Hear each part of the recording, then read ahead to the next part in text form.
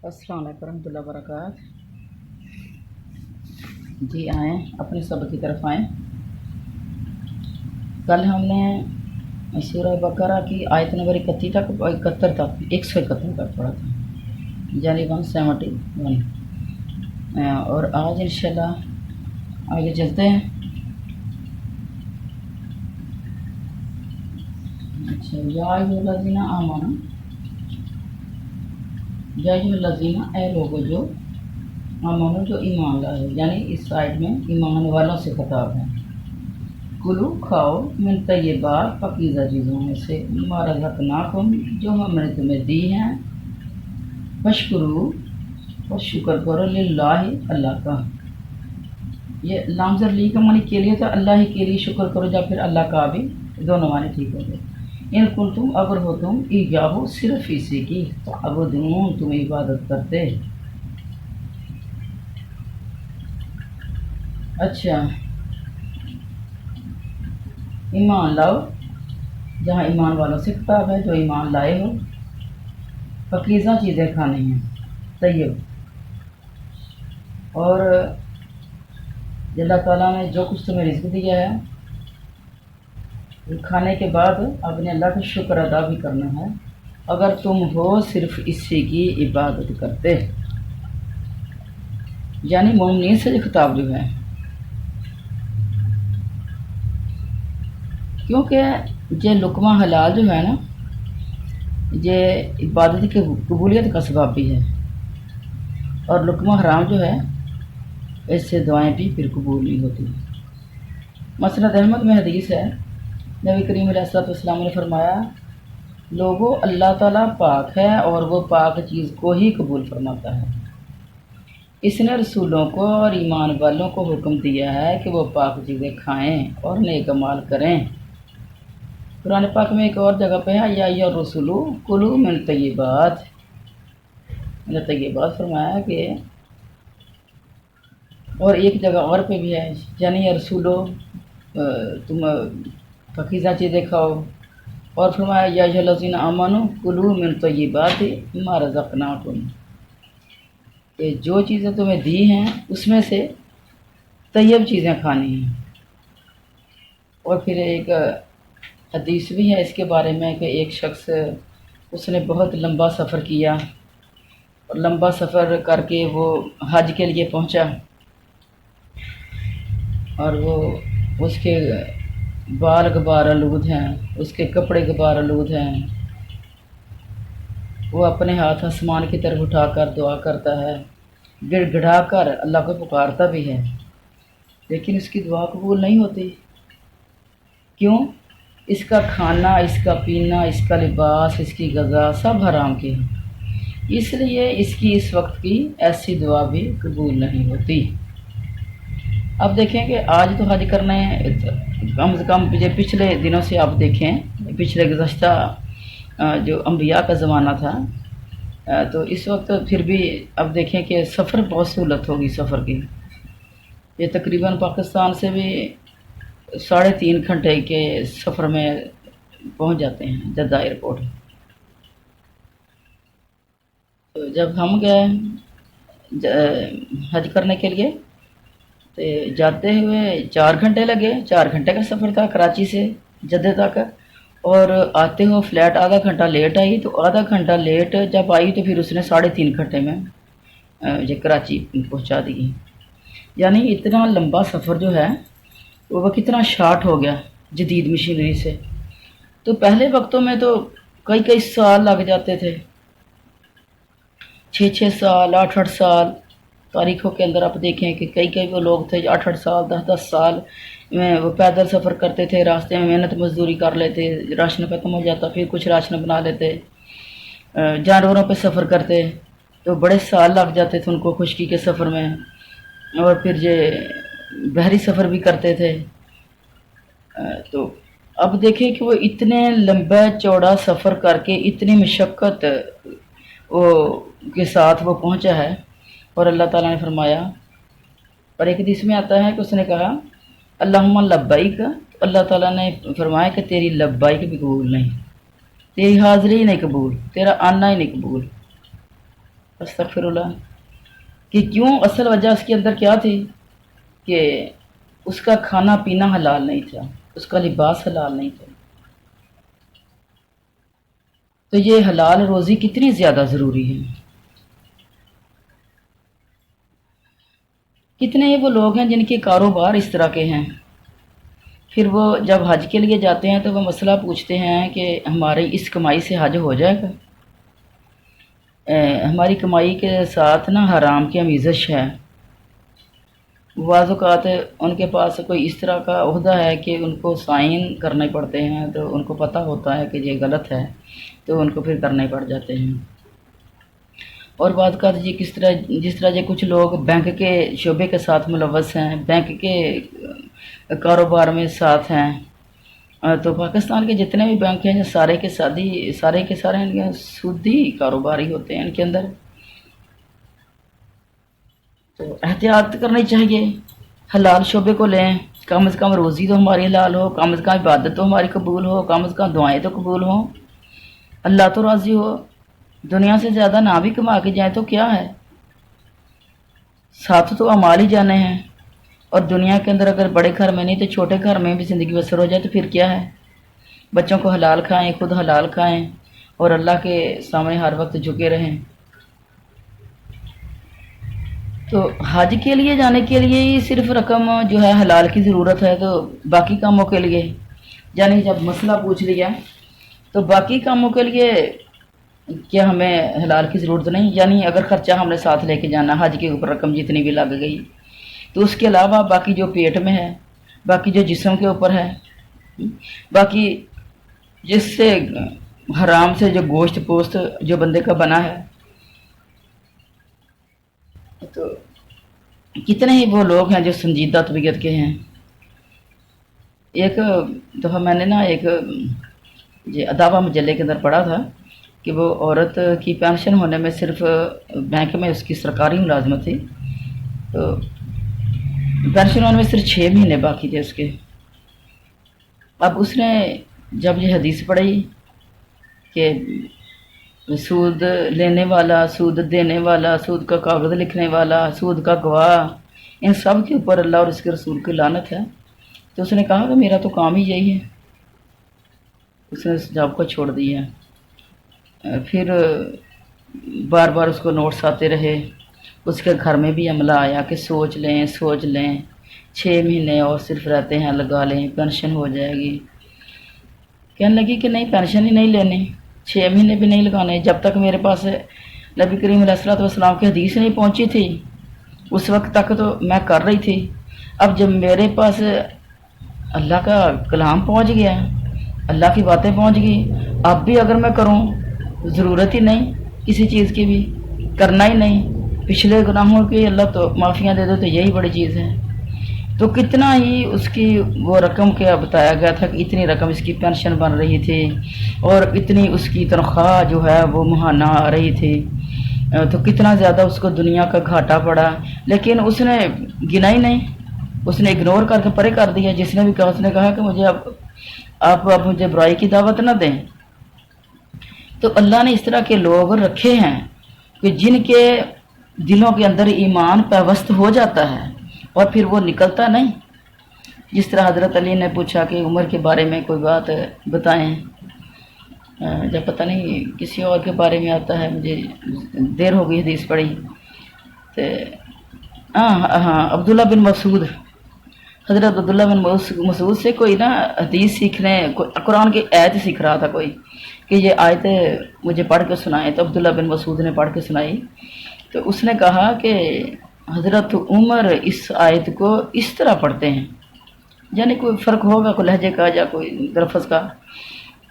تو عبداللہ بن مسعود نے نیچے چہرہ کر لیا، رونا شروع کر دیا، اتنا روئے آنسوؤں کے ساتھ داڑھی تر ہو گئی، جو کنکریاں تھیں نیچے پڑی ہوئی وہ تر ہو گئیں، رو کے سر جب اٹھایا تو فرمایا کہ خدا کی قسم عمر ایک ایسا قلعہ تھا یا ایسا قلعہ ہے کہ جس کے اندر ایمان داخل ہوتا ہے پھر نکلتا نہیں۔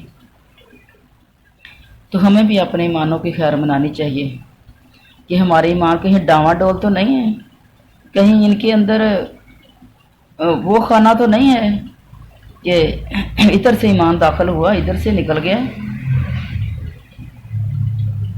اچھا آگے چلتے ہیں کہ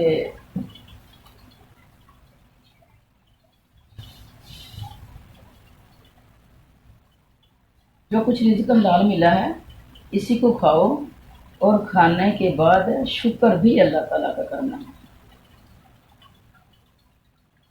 اچھا ایک حدیث میں ہے کہ کھانا کھانے کے بعد شکر ادا کرنے والا روزہ دار کی طرح ہے،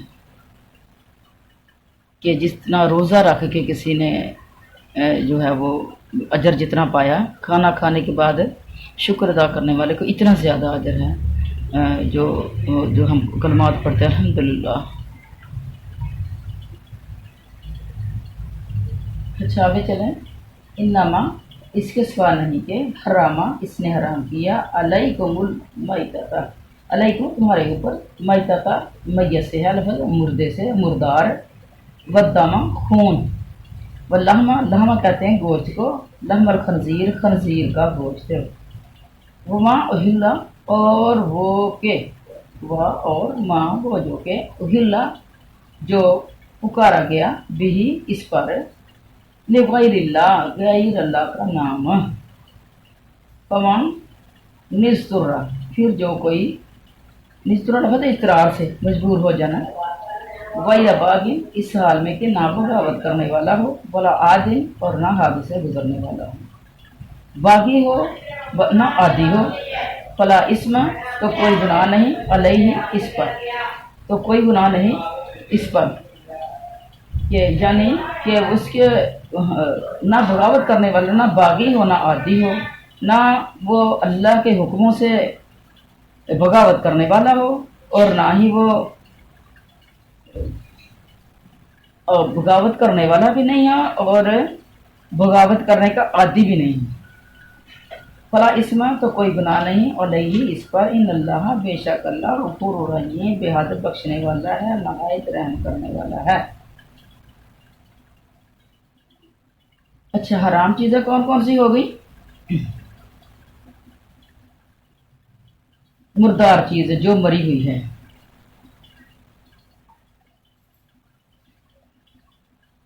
جو جانور اپنی موت آپ مر گیا ہو، جسے شرعی طور پر ذبح نہ کیا گیا ہو، حرام ہے۔ خواہ کسی نے اس کا گلا گھونٹ دیا ہو، یا کسی نے کوئی لکڑی یا کوئی چیز مار دی ہو، یا اپنے آپ کو کوئی چیز لگنے سے مر گیا ہو، کہیں گرا پڑا ہو مرا ہوا ہو، یا دوسرے جانور کسی نے مارا ہو، یا کوئی درندوں نے اسے مار ڈالا ہو، یہ سب میت میں داخل ہیں، حرام ہے۔ لیکن اس میں سے پانی کے مخصوص جانور اگرچہ وہ خود بخود مر جائیں تو بھی حلال ہے۔ قرآن پاک میں اللہ تعالیٰ فرماتے ہیں اہل لکم صید البحر وطعمہ، اس کا پورا بیان انشاءاللہ جہاں اس کی صورت معاہدہ کے اندر جائے گی نا تو اس کا پورا بیان انشاءاللہ وہاں ہوگا کہ سمندر کا مردار جو ہے وہ حلال ہے۔ ایک دفعہ عنبر نامی ایک مچھلی کا جانور، مچھلی جانی تھی عنبر نامی، تو اس کا مرا ہوا ملنا اور صحابہ کرام کا اسے کھانا، پھر حضور صلی اللہ علیہ وسلم کی اس کی خبر ہونا اور آپ کا اسے جائز قرار دینا، یہ سب باتیں حدیث میں ہیں، انشاءاللہ اس کی ایکسپلین ہوگی موقع پہ۔ اچھا ایک اور حدیث میں ہے کہ سمندر کا پانی پاک ہے اور اس کا مردہ حلال ہے۔ ایک اور حدیث میں ہے کہ رسول کریم صلی اللہ علیہ وسلم فرماتے ہیں 2 مردے اور 2 خون ہم پر حلال ہیں، مچھلی اور ٹڈی یہ 2 مردار ہم پر حلال ہیں، کلیجی اور تیلی یہ 2 خون ہم پر حلال ہیں۔ اچھا یہ نا کلیجی اور تیلی یہ خون کی بوٹیاں ہوتی ہیں، اور ڈاکٹر لوگ بھی کہتے ہیں جس کے انسان کے جس کے اندر خون کی کمی ہو نا تو اسے کہتے ہیں کہ یہ نا کلیجی کھائے اور تیلی کھائے، اور یہ تجربہ خود کر کے دیکھا ہے اپنے اوپر بھی، تو اس سے خون جو ہے وہ بنتا ہے، خون کی کمی پوری ہوتی ہے۔ اچھا مردار جانور کا دودھ اور اس کے انڈے جو اس میں ہوں وہ بھی نجس ہیں، اس لیے کہ وہ بھی میت کا ایک جز ہے۔ اچھا، کیونکہ وہ ہوتے تو پاک ہیں، لیکن پھر وہ میت میں شامل ہونے کی وجہ سے پھر وہ نجس ہو جاتے ہیں، ناپاک ہو جاتے ہیں۔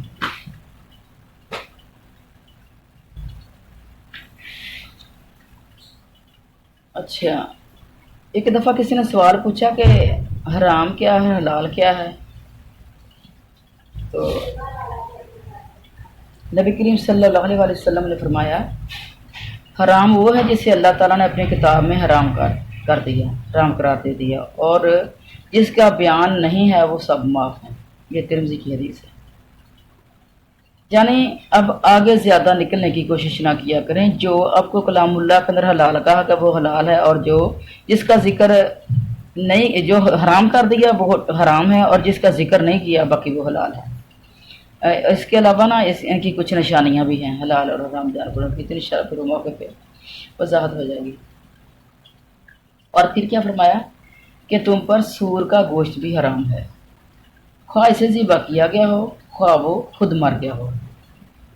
یعنی ذبح کرنے سے، اللہ کا نام لینے سے سور حلال نہیں ہو جائے گا۔ اچھا جی، نا سور کے بارے میں کچھ وضاحتیں آئی ہیں سامنے کی تحقیقات سے کہ سور اس طرح کا جانور ہے کہ اب باقی دیکھیں جانور سارے غیرت مند ہیں، تو یہ سور جو ہے نا یہ بغیرت جانور ہے۔ یعنی یہ اپنی مونس سے خود بھی جو ہے وہ جستی کرتا ہے جب، تو پھر اپنی مونس کو پھر آگے دوسرے سور کو دیتا ہے، اس کا پکڑ کے دوسرے کے سور کو دے گا جستی کرنے کے لیے۔ تو یعنی یہ چیز اس کے اندر جو ہے وہ ایک بغیرتی والی چیز ہے۔ باقی آپ دیکھیں جانور جتنے بھی ہیں، جس طرح یہ مرغ ہے، جس طرح آپ کبوتر دیکھ لیں، اس کے علاوہ جتنے بھی آپ جانور جو دیکھ لیں نا، تو وہ ایسے نہیں کرتے۔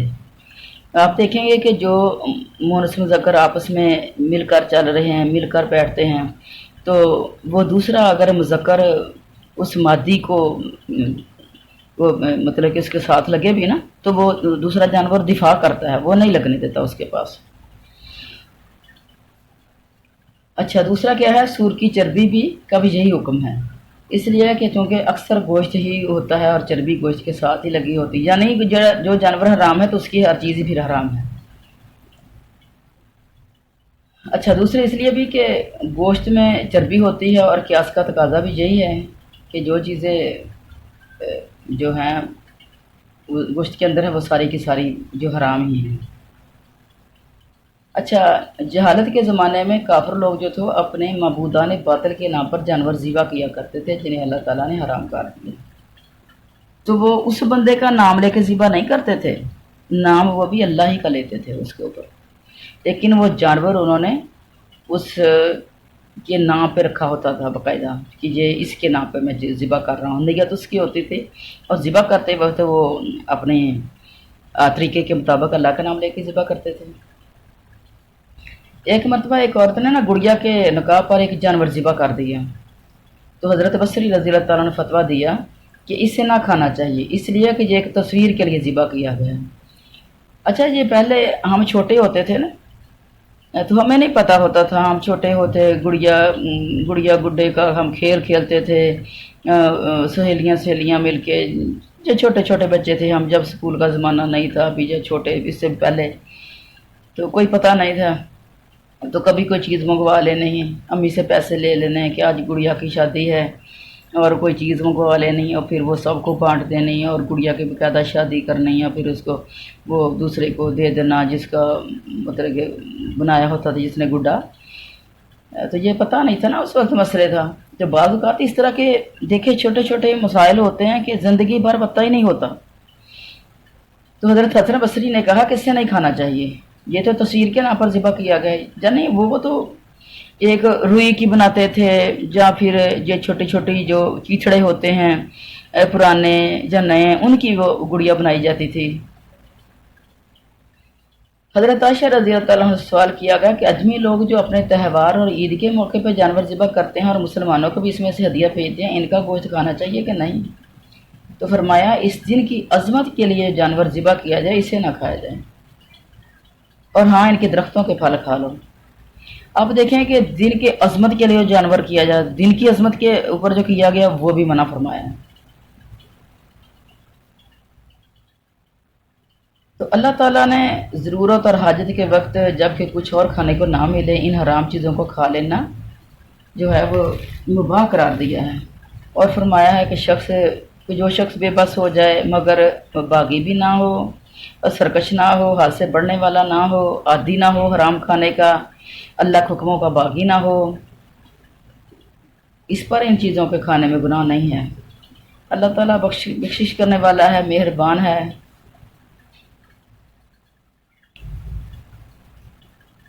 اور سفر کرنے میں اگر کسی کو اس اضطرار کے وقت حرام چیز ہی میسر آ رہی ہے تو وہ کھا سکتا ہے، لیکن اس کو حلال سمجھ کے نہیں کھانا، صرف ضرورت کے تحت اس میں سے تھوڑا سا اتنا ہی کھانا ہے جس سے جان بچائی جا سکے اور تھوڑا سا بھوک کو کم کیا جا سکے، اور اس میں لذت اور مزہ کا خواہشمند نہ ہو، اسے بھون پان کر لذیذ بنا کر اچھا پکا کر نہ کھائے، بلکہ جیسا تیسا صرف جان بچانے کے لیے کھا لے، اور اگر ساتھ لے لے تو اتنا ہی کہ زندگی کے ساتھ حلال چیز کے ملنے پر اس کو پھر پھینک دینا ہے۔ حضرت ابن عباس فرماتے ہیں کہ خوب پیٹ بھر کر نہ کھائے، اور جب بے اختیار ہو جائے تو پھر ہلکا پھلکا کھا لے اسے۔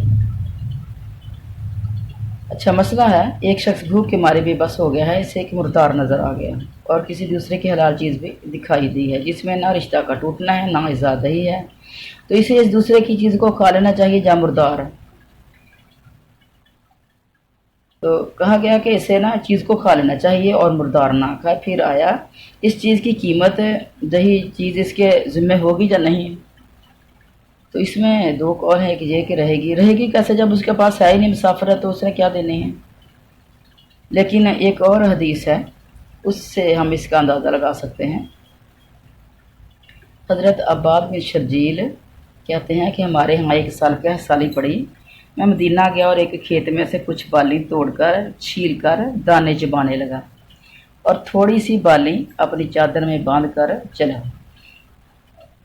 یہ بالی جب کچی ہوتی ہیں نا، گندم کی بالیاں یا جو کی بالیاں جب کچی ہوتی ہیں لیکن وہ پکنے کے قریب گئی ہوتی ہیں تو وہ نرم ہوتی ہیں اور ان کو کھانے سے بھوک کم از کم کچھ نہ کچھ مٹ جاتی ہے۔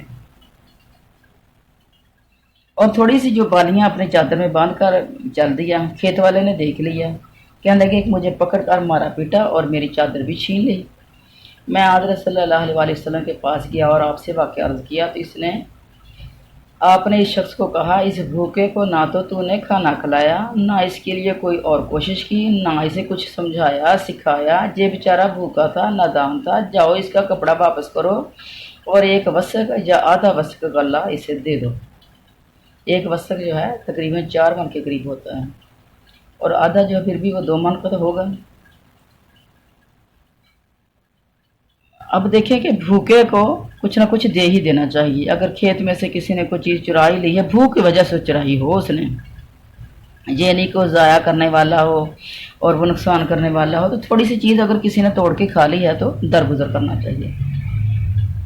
ایک اور حدیث میں ہے کہ درختوں میں لگے ہوئے پھلوں کی نسبت حضور صلی اللہ علیہ وسلم سے پوچھا گیا تو آپ نے فرمایا، جو حاجت مند شخص ان میں سے کچھ کھا لے کر نہ جائے، اس پر کوئی جرم نہیں ہے، حاجت مند ہو، ضرورت مند ہو، بھوکا ہو۔ حضرت مجاہد رضی اللہ عنہ فرماتے ہیں کہ مطلب آیت کا یہ ہے کہ اضطرار اور بے بسی وقت اتنا کھا لینے میں کوئی مذاکرہ نہیں جس سے بے بسی اضطراحٹ ختم ہو جائے۔ اچھا، تو ایک صحابی حضرت مسروق فرماتے ہیں کہ اگر اضطرار کے وقت بھی جو شخص حرام چیز نہ کھائے اور وہ مر جائے تو پھر وہ جہنمی ہوگا۔ یہ بہقی کے اندر ایک حدیث ہے۔ تو اس سے معلوم ہے کہ ایسے وقت ایسی چیز کھانی ضروری ہے، نہ کہ صرف رخصت ہی ہو، یہی بات زیادہ صحیح ہے، جیسے کہ بیمار کا روزہ چھوڑ دینا وغیرہ، تو وہ بھی اسی رخصت میں آ جاتی ہے۔ اگلی آیت کی طرف چلیں۔ ان الذین، بے شک وہ لوگ جو یکتمون، لفظ کاتم کا چھپانا، یکتمون وہ جو چھپاتے ہیں، ما اس کو جو انزل اللہ نے اتارا ہے، من الکتابی کتاب میں سے، ویشترون اور اشتراک مطلب خریدنا، خرید اور لیتے ہیں، بھی اس کے بدلے، ثمنا قلیلا تھوڑی قیمت لیتے ہیں، اس کے بدلے تھوڑی قیمت، اولئک یہی وہ لوگ ہیں ما یاکلون نہیں کھا رہے فی بطونہم اپنے پیٹوں میں آگ الا النار، بطون بطن کی جمع ہے، پیٹ، الا النار ہے آگ، تو الا النار الا کا مطلب ہوتا ہے اس کے سوائے، یعنی صرف وہ آگ کے سوائے اپنے پیٹوں میں کچھ نہیں ڈال رہے۔ وَيُكَلِّمُهُمُ اللَّهُ اور نہیں کلام کرے گا اللہ ان سے یوم القیامت قیامت کے دن، ولا یزکیہم اور نہ انہیں پاک کرے گا، ولہم اور ان کے لیے ہے عذاب علیم دردناک عذاب۔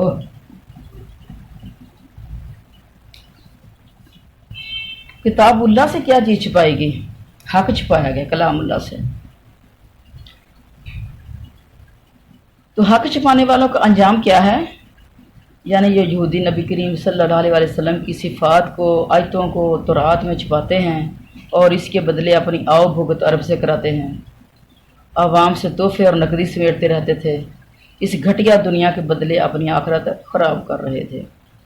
یعنی انہیں ڈر لگا ہوا تھا نا کہ اگر حضور صلی اللہ علیہ وسلم کی نبوت کی سچائی اور آپ کے دعوے کی تصدیقی آیتیں جو تورات میں ہیں لوگوں پر ظاہر ہوگی تو لوگ آپ کے ماتحت ہو جائیں گے اور انہیں چھوڑ دیں گے۔ اس خوف سے وہ ہدایت اور مغفرت کو چھوڑ بیٹھے اور ضلالت و عذاب پر خوش ہو گئے۔ اس کے باعث دنیا اور آخرت کی بربادی ان پر نازل ہو گئی۔